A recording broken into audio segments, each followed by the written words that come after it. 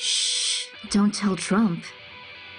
As the world collectively shakes its head in utter disappointment, Tropicana and Kim Jong Fatty continue to compare the size of their buttons. The thing is, the US doesn't actually have a button. The president travels at all times with a mid-level officer who carries the Presidential Emergency Satchel, also called the football. Inside the satchel is a black book with a list of strike options, a 3x5-inch card with presidential authentication codes to confirm his or her identity, a list of secure presidential bunkers, and instructions for using the emergency broadcast system. If the president decides to go nuclear, he consults his advisors on what contingency plans to activate from the black book.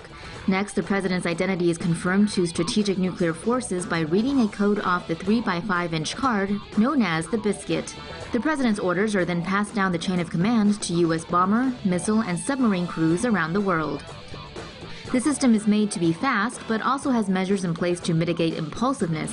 The world can now be rest assured because Sunny D is probably the least impulsive person on the planet. Let's be real. Launching in 3, 2, 1.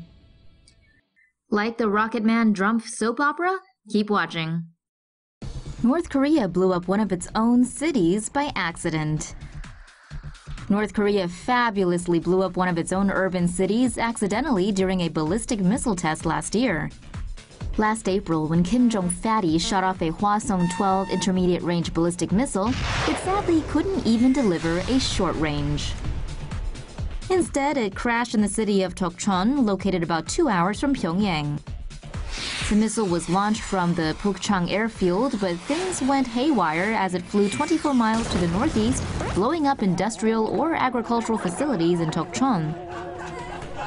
In the meantime, while North Korea is busy annihilating itself, what's Orangina doing? Bragging about the size of his bigly button. Wonderful. Yikes. A crew on board a Cathay Pacific flight saw a North Korean missile blow up over the Sea of Japan last week. Cathay Pacific flight CX-893 was en route to Hong Kong from San Francisco on November 29th when the crew saw the missile from their plane as they were passing over Japan.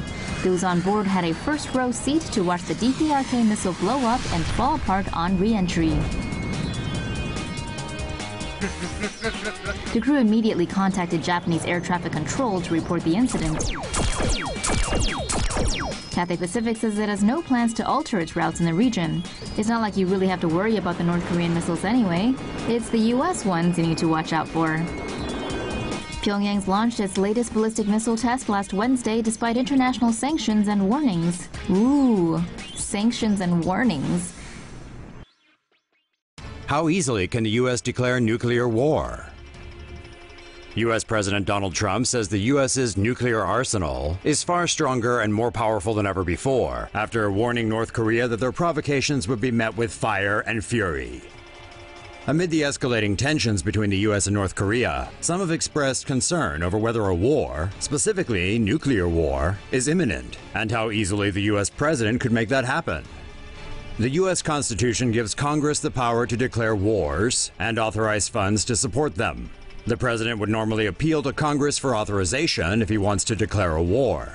However, the president also has temporary authority to use force for up to 60 days without congressional approval. Even though the decision cannot be opposed, Congress can choose to cut funding if it believes the military engagement is not in the best interest of the country.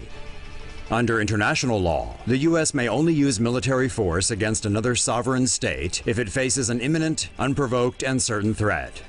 The U.S. may use force in anticipation of that attack, but it cannot declare war based on potential threats.